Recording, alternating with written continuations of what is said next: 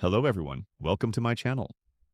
Today I want to share what happened at the most recent annual general meeting, AGM, of Calgary Christian School, held on May 27th, 2025. Like many others who attended, I left the meeting with serious concerns and unanswered questions. A controversial AGM. To give you some background, this year's AGM may have been one of the most contentious in the school's history. Throughout this school year, a group of parents who voiced concerns about the school's increasingly progressive direction were met with serious consequences. Some were formally investigated. Others had their memberships terminated. One family was even told their children would not be allowed to return next year.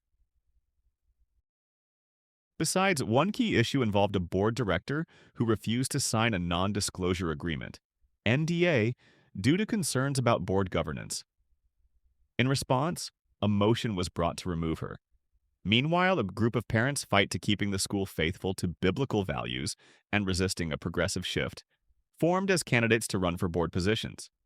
In the lead-up to the AGM, the board introduced unprecedented measures. Restricted attendance to members only. Spouses and grandparents were excluded. Hired private security to enforce order. Switched to electronic voting through Simply Voting. Tension and public concern. With such a tense backdrop, the meeting unfolded in a highly charged environment. Many attendees stepped up to the microphone to express their thoughts. Some parents called for better communication and criticized the NDA policy. One member even raised accusations of corruption within the board. Others defended the NDA as reasonable. But the biggest issue came during voting. Voting and transparency issues. Although voting was done electronically, no member scrutineers were allowed. Only board members to be scrutineers, but there was a conflict of interest to only allow board members to be scrutineers. When announcing results, there were no vote figures shown or announced. Just the names of the 4 elected candidates, all endorsed by the board.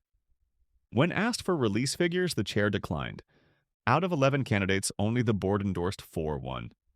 Regarding the motion to remove the board member who refused to sign the NDA, the chair stated it had passed. Yet again, no actual vote figures were shared, despite direct requests. A parent openly challenged this, calling it a conflict of interest for board members to oversee their own election, especially with ongoing concerns of bias and corruption. Critical questions. This raises several questions for our community. 1. The chair's attitude. If the board says it welcomes concerns, why was a reasonable request to release vote counts denied by the chair without explanation during the AGM? How does that build trust? Second, board decision-making. Was the refusal to share vote figures a personal decision made by the chair, or was it supported by the entire board? If it was a unilateral move, what does that say about the decision-making process overall, especially knowing that the chair will continue in the same role next year? 3. The vote results. Why keep vote counts secret? One parent reported that her spouse received a voting link, even though he was at home and not physically present at the AGM. This raises serious concerns that ineligible voting may have occurred, or that the voting system may have malfunctioned. As one parent put it feels like they were trying to control the election. Whether or not that's the case, one thing is certain. The process lacked transparency and damaged trust. Final thoughts.